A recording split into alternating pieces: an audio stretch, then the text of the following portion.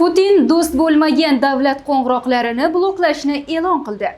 Rossiya hukumati 47 ta xorijiy davlat va hududdan keluvchi telefon qo'ng'iroqlarini nazorat qilish va bloklashni amalga oshirishni rejalashtirmoqda. Bu haqda 9-dekabr seshanba kuni Inson huquqlari kengashi a'zolari bilan uchrashuvda Rossiya prezidenti Vladimir Putin telefon firibgarligiga qarshi kurash doirasida ko'rilayotgan boshqa chora-tadbirlar bilan bir qatorda ma'lum qildi, deydi DW.com nashri.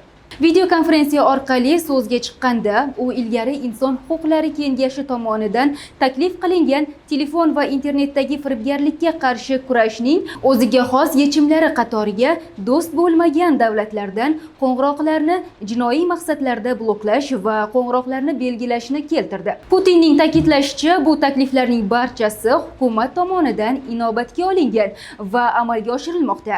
Shuningdek, hukumat abonentning roziligisiz xalqaro qo'ng'iroqlarni taqiqlash, qo'ng'iroqlarni majburiy markalash, bolalarni noqobil kontentdan himoya qiluvchi SIM kartalarni joriy etish kabi choralarni ko'rishni rejalashtirmoqda. Rossiya rasmiylariga ko'ra, do'st bo'lmagan davlatlar ro'yxatiga 47 shtat va hudud kiritilgan. Bularga Yevropa ittifoqi davlatlari, AQSh, Buyuk Britaniya, Shveysariya, Norvegiya, Kanada, Avstraliya, Yangi Zelandiya, Yaponiya, Janubiy Koreya, Ukraina va Chernogoriya kiradi.